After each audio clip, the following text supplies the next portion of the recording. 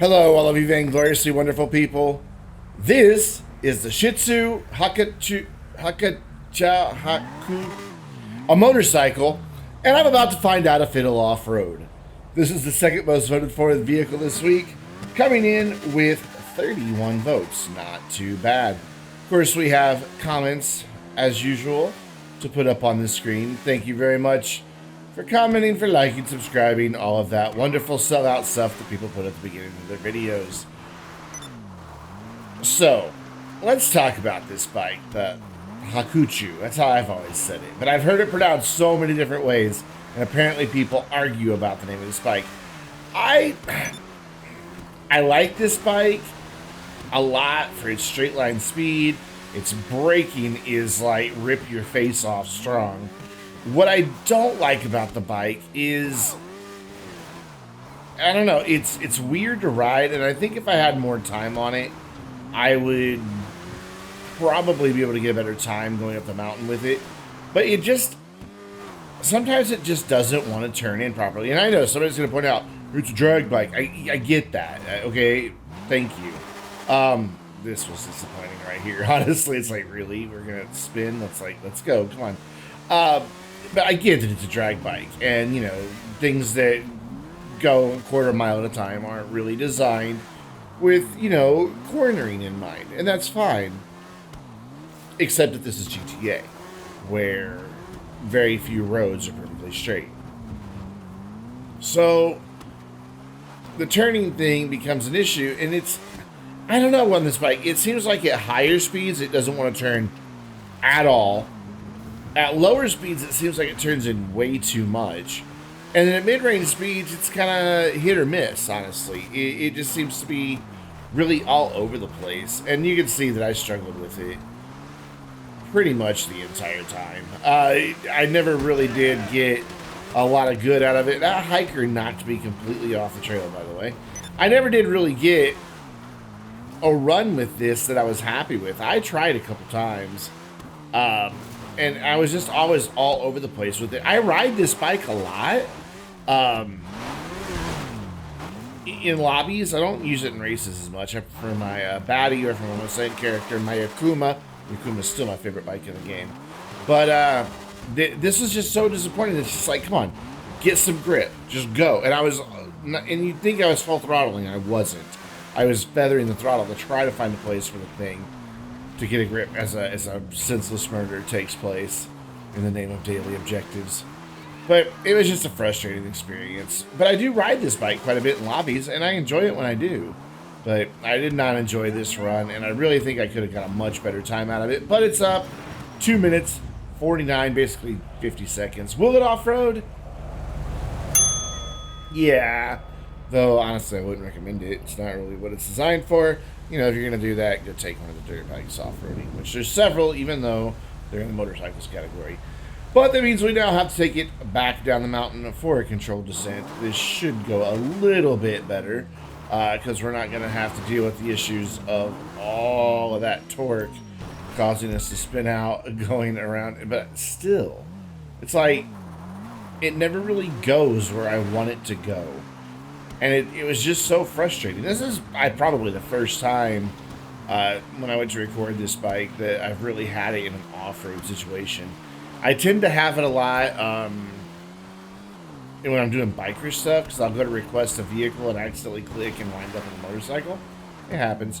My baddie is higher up in that list now that I have a baddie on this character, but this used to be the first one that came up. And it's still the one that I request when I have to do like a bike mission.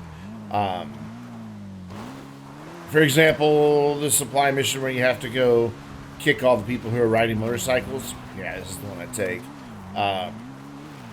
Simply for its speed. I mean, this thing has the straight line speed, and the acceleration and the braking is just amazing. I love it. As great as it got here during in the lobby, I thought we were about to get some rain, but there's no clouds. It's just, I don't know, shadows for some reason. But I do use this bike quite a bit, and I enjoy it, but here on the mountain, it was just unpleasant, which is why I can say, you know, yeah, I got up under 3 minutes, technically makes it a good off-roader. No, don't do it. Don't do it. Don't do it. Don't do it. I don't think you'll have a good time. Though the downhill clearly much more manageable than the uphill. Not struggling as much until, you know, you encounter things like, you know, a downed tree and then you go flying. I loved it. I almost went back to the top and re-recorded it, but I thought, no, you know what? That's kind of beautiful. However, I did have a bit of trouble getting back on the bike. My character couldn't figure out to pick it up for a minute. I was pressing Y. It's like, come on, get on the bike. I somehow managed to merge through the bike. You can see that he walks trying to figure it out.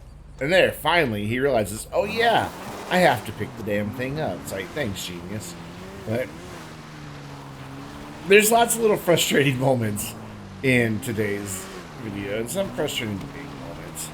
But coming around as the train makes an appearance, that's how long it took me to get back on the bike. The train had time to go by. Didn't want it to go too full throttle down through there, simply because I would have fallen off the side. Managed to take out a hiker, though, with my kneecap. That was pretty awesome. Probably would have shattered my kneecap, but whatever. Did get us to one level, so I can't stay at the bottom for too terribly long, but we are down. 2 minutes, 50 seconds, almost identical time for our ascent time. That very rarely happens. I mean, they were like half a second apart. So, damaged descent. And you know what that means on a motorcycle. I mean, you can kind of see it coming already, and there it is. Yeah. Inevitable. I mean, honestly, did anybody expect anything different? Now, here's the problem. Because I died so high up in the air, it put me way over here to respawn. The bike is in this next little, I guess, valley over. And there's the problem of getting to it. It's very, very steep right here. I mean, we're just barely getting going. There aren't a whole lot of areas that you can really walk on this part of the mountain without eventually falling.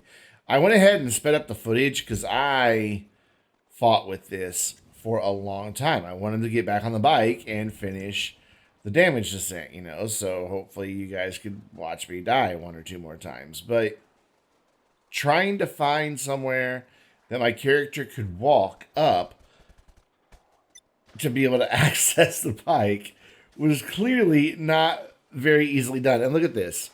I got all that way, and boom, I am right back to where I just started a minute ago. So, yeah, not going to try that route again. Can't get up this middle bit, so try going this side.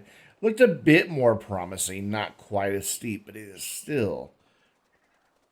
If you don't believe me, just, you know, go get some sort of vehicle and drive up here, and you'll see this is really steep terrain. It was just next to impossible to walk up some of it. This is what really irritated me. I got this high up, and then he just couldn't find a good spot. And then finally got to here, but still, my bike is a whole another valley over. I'm still no closer, so I could maybe go between, split the difference. But then we ran into more problems with terrain that I couldn't go up, and he just stumbled. And honestly, I just didn't think it was worth it. So I'm calling it the DNF because there was no way I was going to get back to that bike just because of where it was.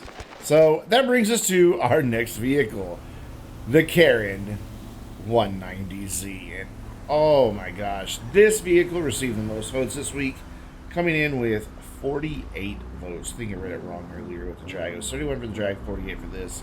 You need to go vote for the vehicles you want to see because you guys clearly choose amazing vehicles.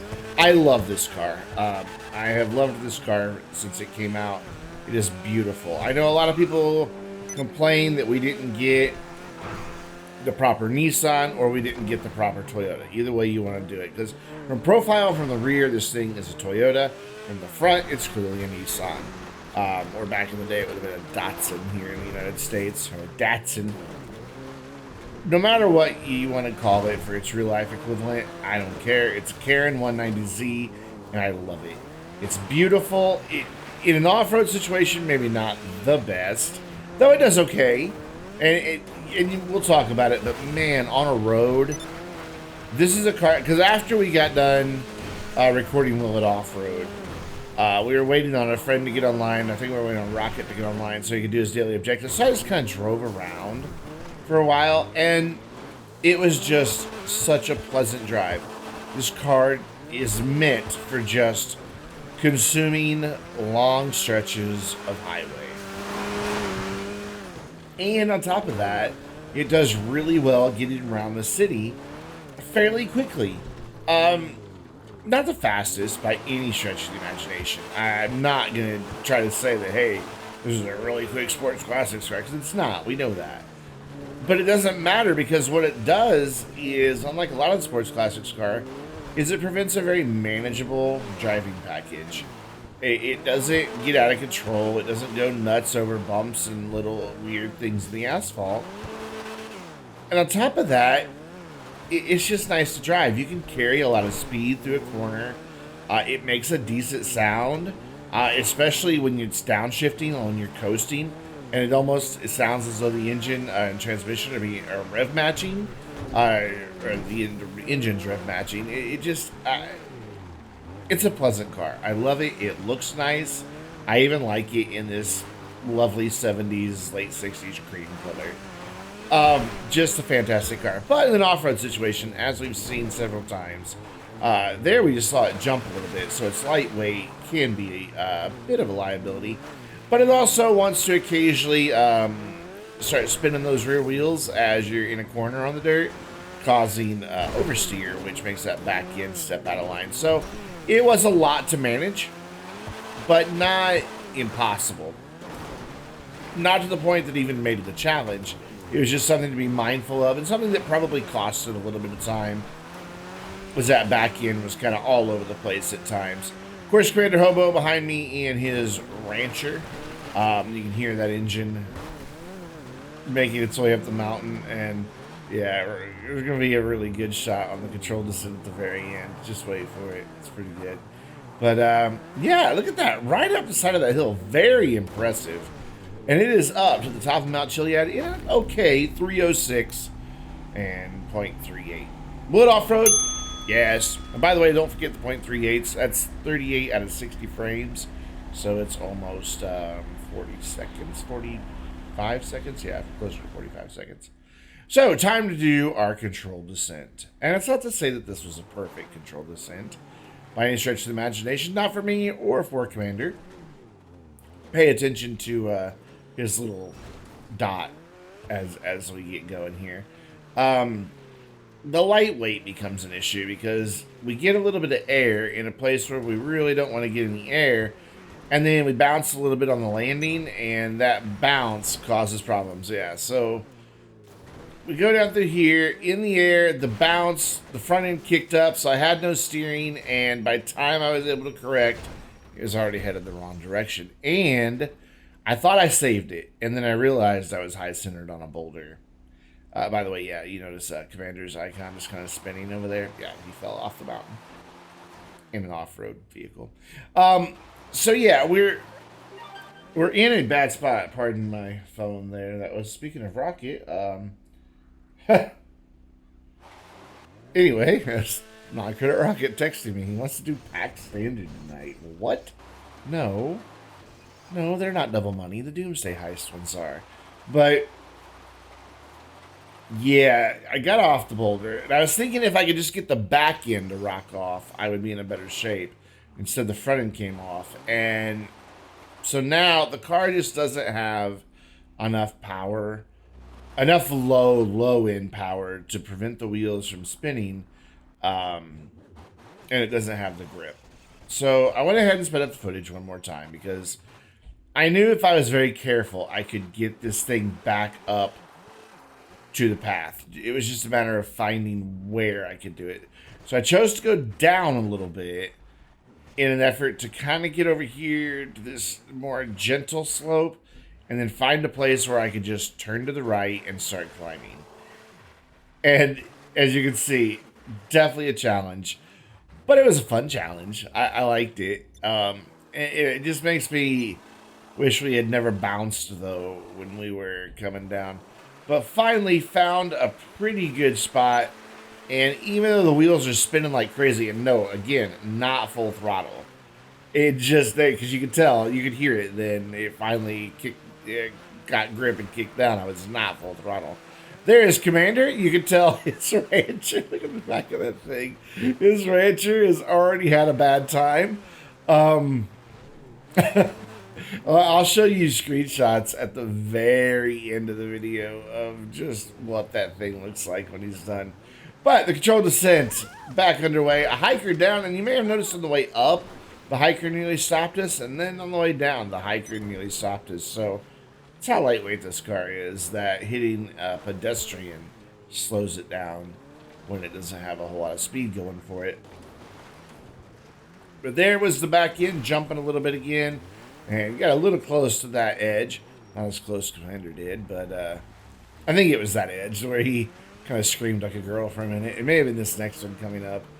But the 190Z, I don't know about that truck back there, but the 190Z is doing all right. Get a little close to this edge. Yeah, it was this one. Commander nearly followed a bit too close. This isn't too bad, though, for a little sports classics car. It was an okay drive back down the mountain, aside from, you know, our detour, you know, of the cliff. That could have gone much worse. I mean, we could have gone off the other side, which is just a sheer drop, and you're going to roll. Thankfully, we're in a spot where I had some control over it. Lovely bit of turning there.